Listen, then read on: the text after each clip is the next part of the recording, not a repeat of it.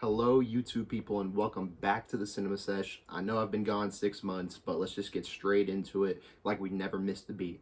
Today, we're going to be reviewing Wakanda Forever, directed by Ryan Coogler, and it's going to be the latest movie in the MCU installment, the end of Phase 4, and I'm going to give you guys my thoughts, my opinions, and just some things that worked for me and some things that didn't, so let's just get straight into it. First off, let's talk about the great parts of this movie. Ryan Coogler directed the hell out of this, and he had a lot of humps to get over while filming this. Obviously, Chadwick Boseman passed away, then he had COVID, and then he had a lot of other sorts of things behind the scenes of production. And for most filmmakers, that is like the worst situation that can happen. And Ryan Coogler just manned up to it and just faced it, and he delivered. He really did deliver with this project.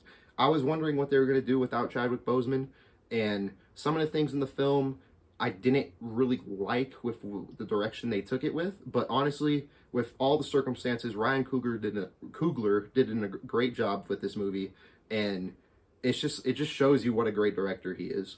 But with that in mind, I also want to talk about the score. The score of this film was beautiful. Ludwig Göransson, not too sure if I said that right, but he scored the first Black Panther film as well, and he had my favorite theme, which was Killmonger's theme, and I love that. And he did not miss a beat in this film.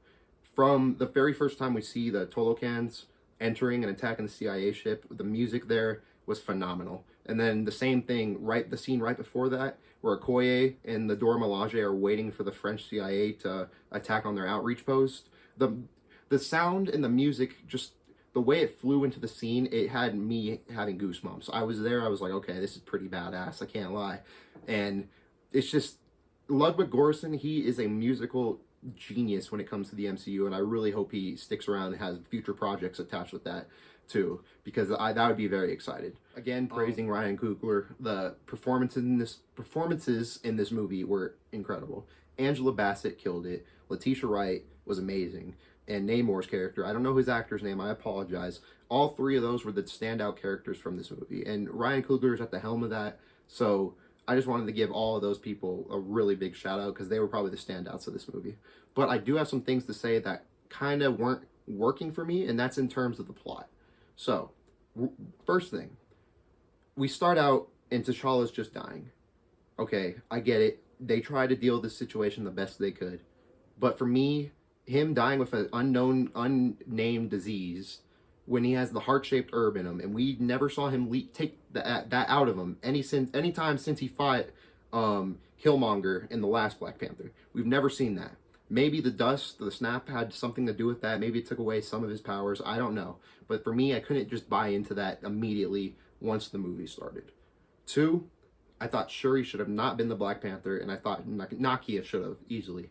They were standing right next to each other. Nakia single-handedly entered Tolokan, located Shuri, rescued Riri and her, and brought him back to Wakanda.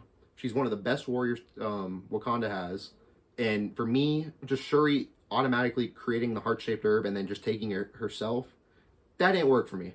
But it didn't take away from my whole overall movie experience. I enjoyed this movie a lot. It was one of the better Phase 4 films of MCU, obviously. I mean, Doctor Strange, Thor, they weren't really close to this at all. I do think Eternals is up there.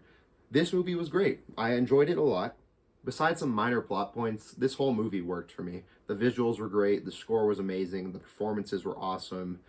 Just the whole world building it did to the MCU, telling us what Wakanda's like now after they've opened themselves up to the rest of the world, what they're going through.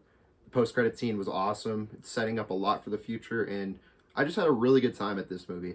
There was a couple things I didn't like, I mentioned that, but overall, this movie definitely gets a 2 thumbs up. One of the better Phase 4 films that they've released, and I'm very excited to see where they're gonna go and take this in Phase 5. And with that out of the way, I feel like that's just my kind of thoughts on Wakanda Forever. It's been a while since I've done this, just getting back in the groove. We have a couple more movies coming out this month I'm definitely going to be reviewing. We got The Menu, Devotion, Avatar Way of Water is coming next month. Very excited. I'm happy to have this channel back up and running.